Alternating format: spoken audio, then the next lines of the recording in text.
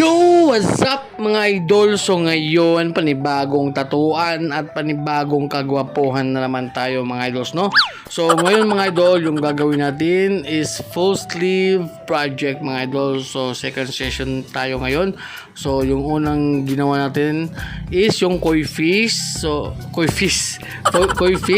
Tapos ngayon naman is yung geisha, parang geisha to, hanyamas na kalahati ay geisha. So yun, so oriental pa din mga idol.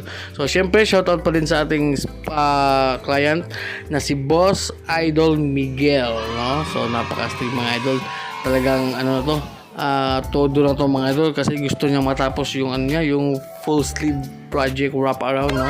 So ito second session namin. So titingnan natin mga idol kung matatapos ba niya ito, no? So yun, at syempre yung mga ginamit nating needles dito, syempre yung ating sponsor Big Guapos Cartridges at saka Bronzy Tattoo Supply. At yung mga sizes nito mga idol, yung na ginamit natin is tatlong size.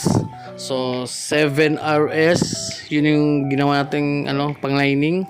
Tapos yung shading naman mga idol is dalawa, 9RM at saka 11RM.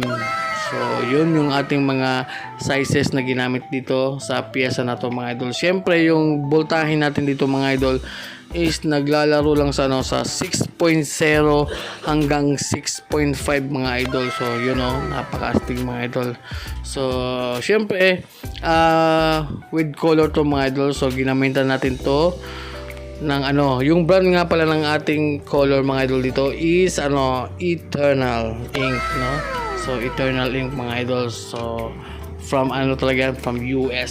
So para maganda yung labas, yan yung ating gagamitin mga idol. So yan, kung nakikita nyo dyan is nag-highlight na pala tayo mga idol.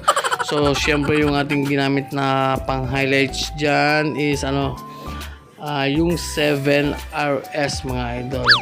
So yun mga idol, napaka-astig talagang lang yan, natapos na pala tayo mga idol. So yan nga pala si Boss Idol Miguel. So ito yung aming final result mga idol sa aming second session. So after ng 8 hours mga idol, so 8 oras na tatuan. So ito yung aming final result. Napaka-astig mga idol. At talaga namang na-satisfy yung ating client, kasi sabi niya napakaganda daw at gusto niya talagang tapusin to.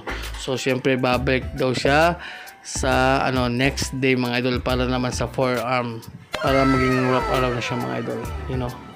Diba? Napaka-astig niyan mga idol.